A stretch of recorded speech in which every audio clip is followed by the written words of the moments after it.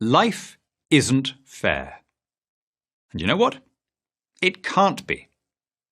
Here's the problem. The word fair doesn't mean justice or equity or indeed anything very specific. Instead, it's become a sort of all-purpose statement of moral superiority. Superiority tinged paradoxically with victimhood.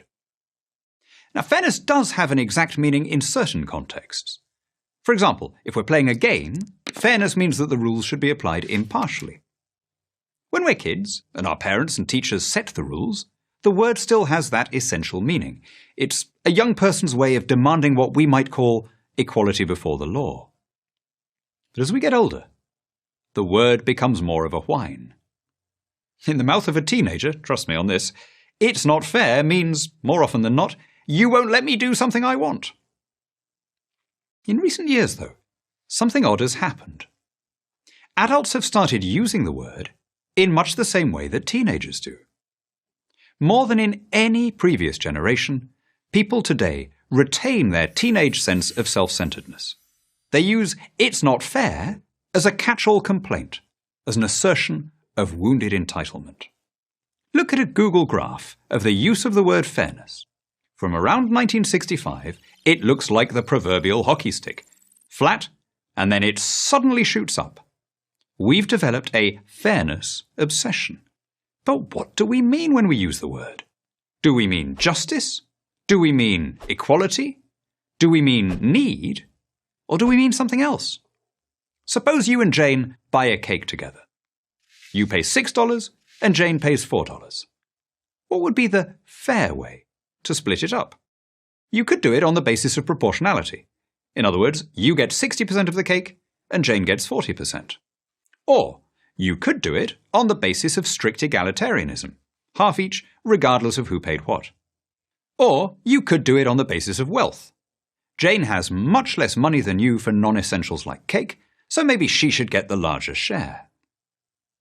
A case can be made for each approach. But the beauty of the word fair is that it doesn't require you to come down clearly in favour of any of them. It gives you the cover of ambiguity. So, for example, when a politician says, "We want the rich to pay their fair share," he doesn't usually mean that he wants the rich to pay taxes at the same rate as everyone else. He means that he wants them to pay extra. The word fair lets him present higher rates of taxation as a form of justice. But only if we don't think about it too hard.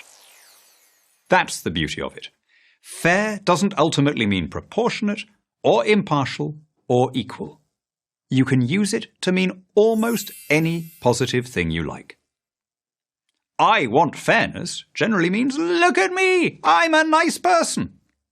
Demanding fairness lets you tell the world how decent you are without your actually having to contribute a penny. It's a kind of vanity. Mirror, mirror on the wall, who's the fairest of them all? Let's get real. The only way to distribute the cake is to see how much people are prepared to pay for their slice. Sure, that could leave a banker with a bigger slice than a baker. Sure, we might not like that distribution. We might feel that the baker is doing something more valuable than the banker. He's making delicious pastries while the money man doesn't seem to be making anything except money for himself. But how can we judge someone else's economic worth? You might want bakers to be paid more than bankers. I might want teachers to be paid more than movie stars. Since we all have our own preferences, the only way to measure the economic value of a service is to see how much others are prepared to pay for it. That's what the market does. It aggregates our preferences. It doesn't ask us in the abstract what we think someone else deserves. It tests in reality how many hours of our own labour we're prepared to put in exchange for a product or a service. Under every other economic system, our relations are mediated by accidents of birth and social caste, and financial rewards are determined by favouritism. The free market alone gives everyone the same rights. My money is as good as yours. You can't get fairer than that. I'm Daniel Hannan, President of the Initiative for Free Trade and author of Inventing Freedom for Prager University. This video was made possible by a generous donation from the David and Janet Pollock Foundation. Thank you for watching this video. To help keep PragerU videos free, please consider making a tax-deductible donation.